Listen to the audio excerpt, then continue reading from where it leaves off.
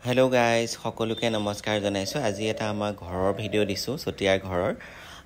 ফুলবোৰৰ মানে কি অৱস্থা হৈছে বুলি ঘৰলৈ ফোন কৰিলোঁ আৰু ঘৰৰ পৰা মাহঁতে ভিডিঅ' কৰি দি পঠালে ফুলখিনিৰ গতিকে আপোনালোকৰ আগত শ্বেয়াৰ কৰিছোঁ আৰু মই এটা মানে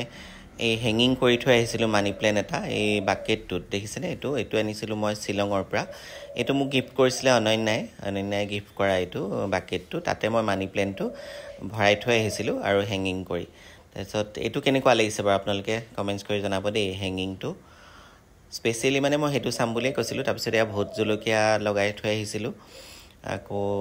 এনেই কিবা কিবি ফুলবোৰ আছে বহুত ফুল কিন্তু দেখিছেনে কি অৱস্থা হৈছে গৰম ৰ'দৰ কাৰণে একদম অৱস্থা কিবা হৈ গৈছে আৰু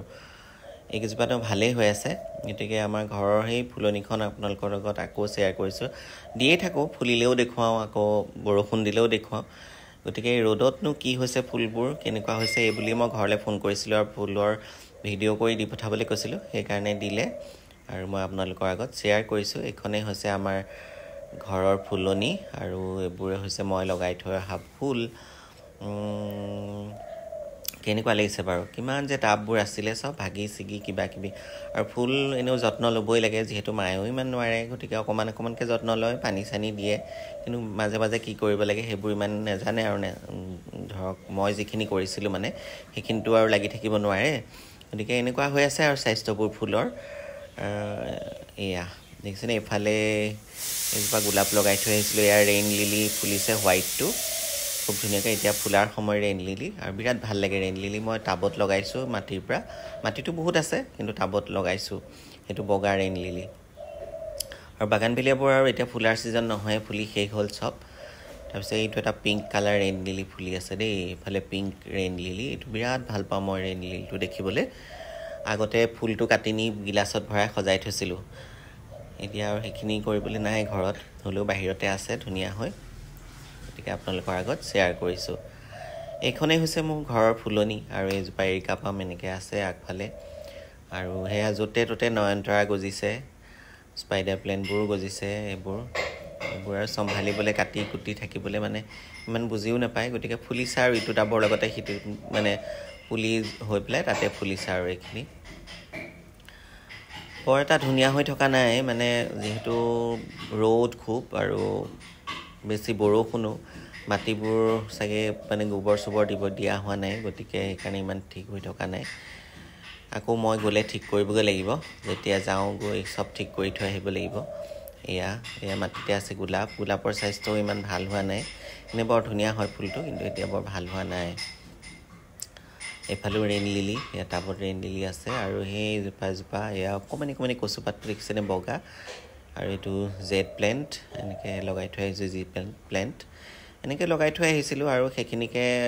চাওঁ বুলি ক'লোঁ ঘৰৰ পৰা ভিডিঅ' কৰি দি পঠালে এইবোৰ হেঙিংবোৰ আৰু এইবোৰ মানে শুকাই গৈছে পানী চানী দিয়া চাগে কম হৈছিলে কিন্তু এতিয়া দিয়ে সদায় সোধোঁ পানী দিছে নাই দিছে বুলি কয় কিন্তু কেনেকৈ দিছে বা কি চকু বা মানে অকণমান গাইড কৰিবলৈ মানুহ নাই যে গতিকে এনেকুৱাই হৈছে আৰু ফুলবোৰ আপোনালোকৰ আগত সেইকাৰণে শ্বেয়াৰ কৰিছোঁ এইবোৰ হেঙিং বিৰাট ভাল লাগে দেখি গোটেই সেউজীয়া হৈ থাকে বিৰাট ভাল লাগে আৰু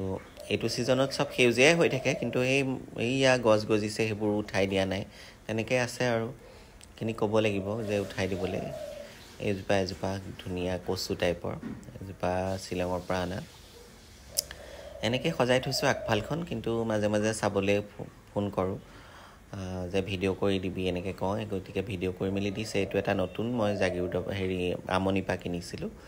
এয়াই আগফালখন কিন্তু বৰ মানে সেউজীয়া হৈ থকা নাই কিবা এটা মানে নিৰস হৈ আছে বস্তুবোৰ যিহেতু মই নাই গতিকে গ'লেহে ঠিক কৰিব লাগিব সেইকাৰণে আপোনালোকৰ আগত মই নাথাকিলেনো কেনেকুৱা হৈ থাকে এবাৰ শ্বেয়াৰ কৰিছোঁ দেই ফুলবোৰ এয়াই আৰু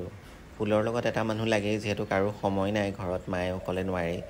গতিকে এয়া বাৰাণ্ডাখিনি ভালেই হৈ আছে যিহেতু খুব এটা বেছি ৰ'দ নপৰে এয়া এইখিনি সেউজীয়াই হৈ আছে কিন্তু বাকীখিনি অকণমান স্বাস্থ্যটো বেয়া হৈছে বেয়া দেখিছোঁ মানে গতিকে এইখিনি ঠিক কৰিব লাগিব আৰু